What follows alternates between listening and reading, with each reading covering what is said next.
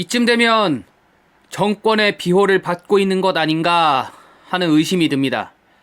극좌 매체 서울의 소리의 대표를 맡고 있는 백은종 씨 이야기입니다.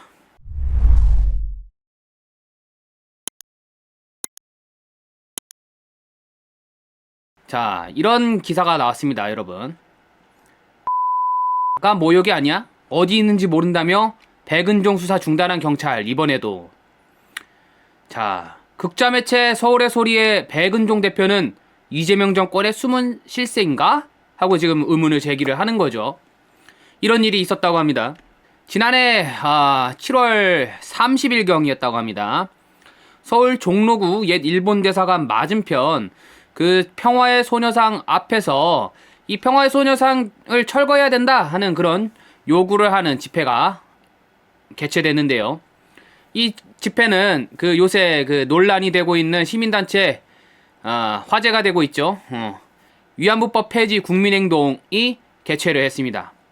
그런데 이게 어떤 일이 있었는가 하면 그 지난주에 위안부법 폐지 국민행동이 처음으로 만 한 5년 만에 이 평화의 소녀상 일대를 점거를 하고 그 앞에서 이 소녀상 철거해야 된다 하는 집회를 열었습니다. 이 소식을 듣고서 이제 백은종이 가지고 이놈의 어떻게 이 소녀상을 철거하자 하는 그런 주장을 할 수 있느냐 하면서 쫓아와가지고 7월 30일에 막 난동을 피우며 김병헌 그 위안부법 폐지 국민행동 대표한테 쌍욕도 하고 거기 회원들한테도 쌍욕을 하고 그랬단 말입니다. 근데 그 가운데 이 위안부법 폐지 국민행동의 회원 박모 씨한테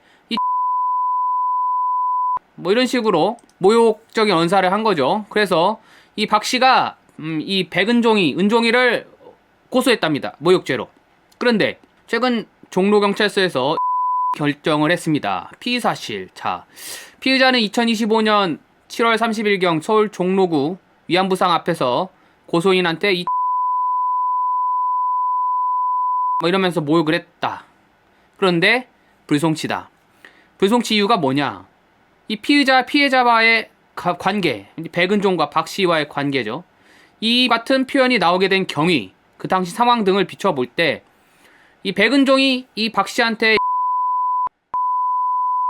이렇게 한 발언이 피해자의 사회적 평가를 저하시킬 만한 표현이 아니다. 그래서 형법상 모욕죄에서 말하는 모욕적 표현에 해당하지 않는다 하는 게 종로경찰서의 판단인 겁니다. 여기서 말하는 그 당시 상황이란 게 뭐냐? 아까 말씀드렸다시피 이 위안부법 폐지 국민행동 단체 회원들이 소녀상 철거해라 하는 그런 집회를 벌였다는 겁니다. 거기에 대고 은종이가 여기 쫓아가가지고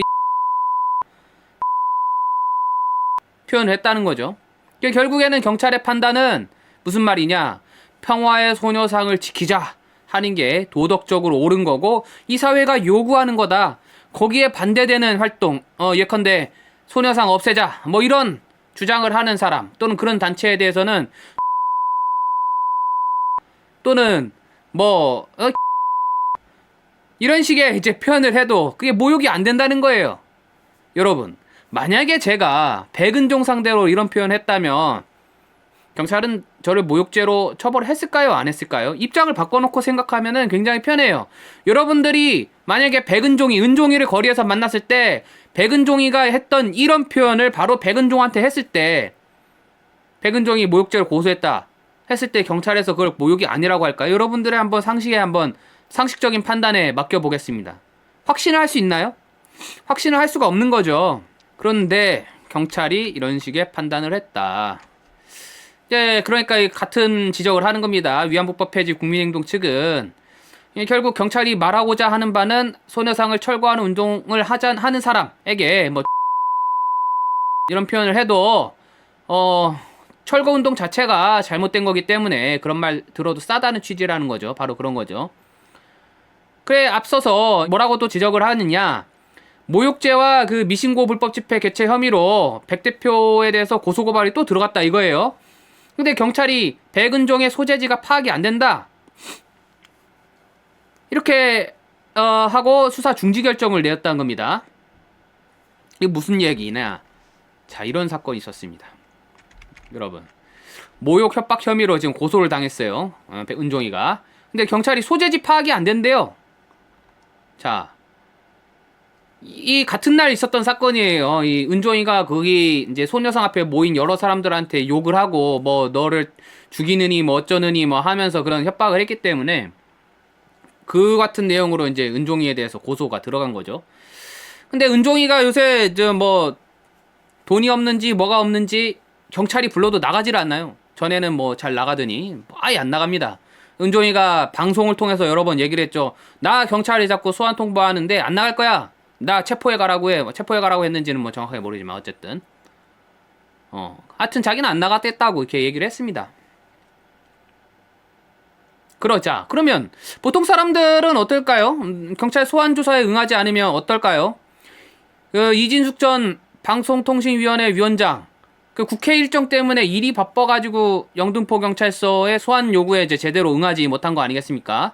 그러자 경찰이 어떻게 했습니까? 법원으로부터 낼름 그 체포영장 발부받아가지고 이진숙 위원장의 그 자택으로 쳐들어가가지고 거기 수갑 채워갖고 나오지 않았습니까?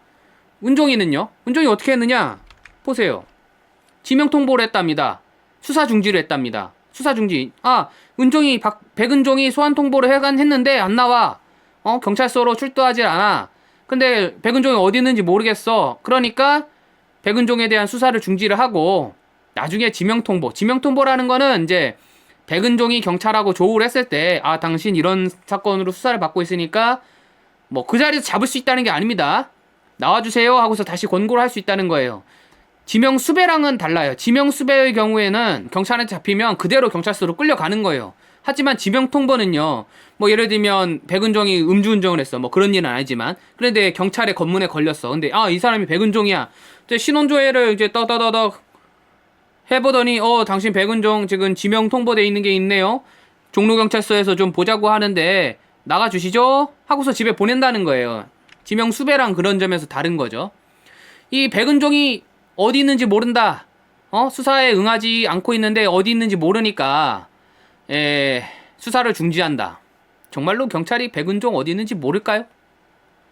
은종이 지금 서울 영등포구에 있는 서울의 소리 그 스튜디오에서 매일같이 방송하고 있잖아요. 아닙니까? 은종이 어디 있는지 백은종이 어디 있는지 모른다고 수사를 중지하는 하고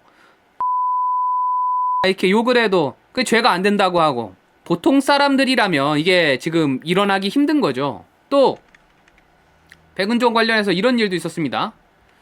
그 은종이가 이제 모욕죄로 이제 고소를 당해가지고 조사를 받는 과정에서 그 자신을 조사하게 된 그 수사관에 대해서 전화 통화를 하다가 야, 날 고소한 놈 이놈 누구야? 쫓아가서 이놈 따 이런 얘기를 하고서 그걸 녹음해가지고 자기 이제 유튜브에 또 올렸습니다.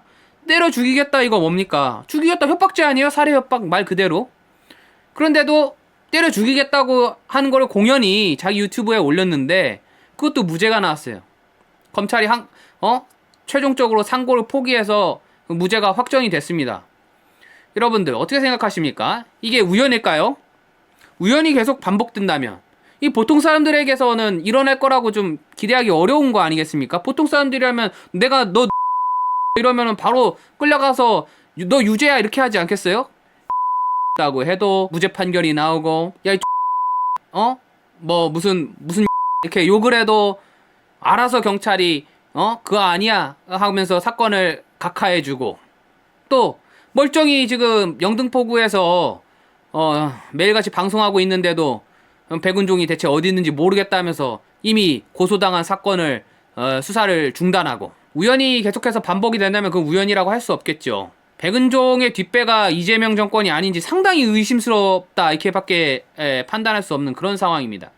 이런 일이 과연 어떻게 일어나는 걸까요? 상상하기가 정말 어렵습니다. 여러분들 과연 백은종의 뒤를 누가 봐주고 있는지 우리가 정말 봐주고 있는 사람이 있는지 우리가 이거를 추적하지 않을 수가 없습니다.